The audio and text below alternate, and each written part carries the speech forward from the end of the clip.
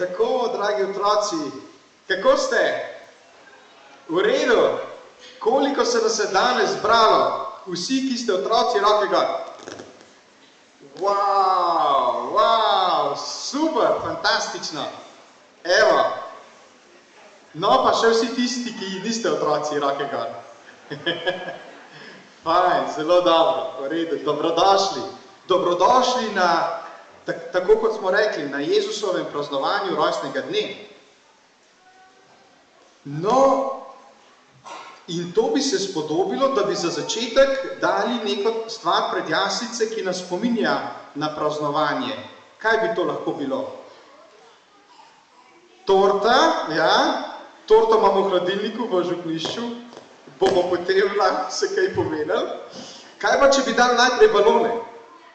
Ja, no, a lahko prosimo Jana, da prinese tistele balone, jih damo tukaj pred jaslice. Evo, to se spodobi, ne? A vi imate tudi balone, ko imate rojstni dan, ko praznujete, ja? A toliko velike? O, fino. No, evo, damo tlele zdravo. Potem imam pa tamle še eno stvar, pa bi še enkrat Jana prosil. A to veste, da čisto po celem svetu praznujemo na današnjo noč, na sveto noč, Jezusov rojstni dan. Po celem svetu. Glejte, tukaj imam globus, ko se vključi v elektriko, zelo lepo sveti. Po celem svetu. Od Evrope, Kitajske, Afrike, kaj sem še pozabil? Indije, Amerike, Avstralije, Antarktike, Madžarske. No, fino. Tudi na Madžarskem praznujejo Božič. Ste slišali? V Sloveniji. Kje? Slovenija. V Slovenija, to Slovenija. Tudi Messi praznuje Božič. A ne? A drži? No, evo, tako. To damo lahko tudi tlele zraven. Takole, da se spomnimo, da je danes res ena posebna noč. No, in ravno kar sem prebral v Evangeliju, da sta Jožef in Marija šla v Betlehem in ker zanju ni bilo prostora, sta našla preproste jasli, štalico, kamor sta se zatekla. Ker, kot smo slišali, so se Mariji dopolnili dnevi. To pomeni, da zelo konkretno, da je Marija dobila popadke in mogla roditi. No, lahko vam zaupam, da je moja mlajša sestra pred 2 leti, ko je bila tudi noseča tako kot Marija, sredi noči s svojim možem sta dirkala iz Kranja proti Jesenicam in rodila v avtu pred bolnico. V bolnici očitno ni bilo prostora. Hecam se, da je pač moj mali nečak Peter je bil tako silo prideti na svet, tako se je že veselil, da je kar v avtu skočil ven. In v tistem trenutku je prišel medicinski brat, ker ni bilo nobenega zdravnika sredi noči in moja sestra mu je povedala, kaj mora narediti, ker je bil to že 4. otrok in je bilo potem vse v redu. No, podobno z Marijo. Z Jožefom se znajdeta v jaslih, no in zato veliko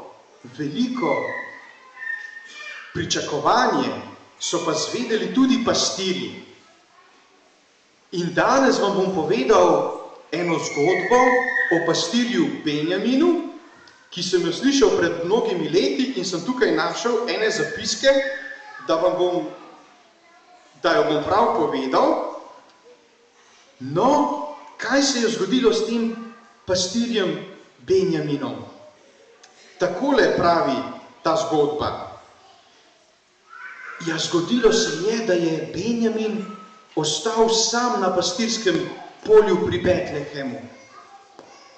In iz oči so mu tekle solze. bil je žalosten, bil je popolnoma sam in še njegov psiček Golja, ki je tekel okrog njega, mahal z repkom, ga ni mogel razveseliti. Zakaj? Vsi pastirji so namreč že odšli počastiti Jezusa, ker so sledili zvezdi na nebu. On je imel pa hromo nogo in si je z leseno berglo pomagal, da je lahko zelo počasi šepal, in ker je bil tako počasen, je ostal sam. In zaradi tega je bil zelo, zelo žalosten. Ampak ko je jokal, se je pa ravno na zvezdu še enkrat utrnila zvezda, ki ga je kar vabila, da ji sledi. Zato je šel vase, zbral in se odločil, da bo vstal in se vseeno odpravil v Betlehem. Ni bilo lahko, pot je bila dolga, kot sem rekel, si je pomagal z leseno berglo in med potjo ga je razveseljeval in vodil njegov psiček Golja. On je ves čas tekel naprej pa nazaj. Kdo ima tukaj psička doma? Roke gor. Aha, no kar nekaj vas je. A je katero psičko ime Golja? Ne, ta je bil zelo poseben. No, in ko je Benjamin hodil proti Betlehemu, je večkrat padel, se spotaknil ob kakšen kamen, ampak vedno znova je vstal, ker si je res želel videti novorojeno dete. In ko je že hodil celo noč in se je začelo daniti, se je že zelo približal temu kraju, nad katerim je obstala zvezda. In videl je že nekatere pastirje, ki so se vračali nazaj domov in so mu rekli: hej, Benjamin, ni ti treba iti do cilja, saj ti bomo mi povedali, kako je bilo. Ampak Benjamin je rekel: ne, jaz si želim videti novorojeno dete, jaz si želim videti Jezusa. In res mu uspe, pride do hlevčka, počasi se približa in tam vidi 3 gospode s takimi kronami, ki so pred deteta polagali kadilo, zlato in dišave. Ampak dete se nekako ni zmenilo za te stvari. Potem je pa on pristopil zelo počasi in nekako mu je bilo kar nerodno, ker ni vedel, kaj naj detetu podari. In potem se je spomnil, saj res. No, kaj bi mu lahko dal? Berglo, točno to. Ni imel drugega kot bergle. In ko je podal berglo otroku, je otrok zelo močno stisnil berglo k sebi, odprl oči in se Benjaminu nasmejal. In Benjamina je kar pogrelo pri srcu in v trenutku, ko je mislil, da bo, ko bo stopil na bolno nogo, da bo padel, je nekako obstal. In začutil je neko novo moč v hromi nogi in kar ni mogel verjeti, da zdaj lahko stopa na to bolno nogo. In potem se je odločil, da bo od vsega veselja se zahvalil novorojenemu detetu na takšen način, da bo kar poskočil v zrak, da bo še enkrat videl, če je zdrav, in potem se globoko priklonil, mu poljubil rokico in zašepetal: hvala. In potem je žena, ki je bila ob detetu, pobožala Benjamina po glavi in on je od vsega veselja odtekel nazaj do svoje črede na pastirske poljane, tako hitro, veste kako hitro? Odlično, še Golja ga ni mogel ujeti. In danes se pa lahko mi vprašamo, kaj bi pa mi radi podarili Jezusu, zakaj bi ga radi prosili. Lahko ga prosimo za naše družine, za kužka,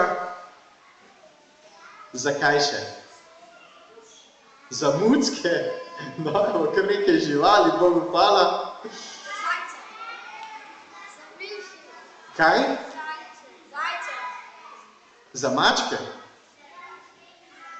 Za kužke in za mačke, ja? No, super. Za zdravje, za veselje, za zajce, za srečo. No, super. Ja, jaz vam predlagam, da ko pridete domov, novo rojenemu kar napišete en listek. A je prav?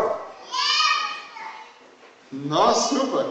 Imate ogromno idej. Zelo dobro. Kako? Lahko ga prinesete jutri k maši in ga položite tukaj pred jasli. To je ena možnost. No, tako. Lahko prinesete listek, na katerega napišete kakšno vašo prošnjo. A ne? Bojo starši pomagali. A je prav? No, tako. Zdaj pa nadaljujmo z našo daritvijo in res pomislimo še posebej za eno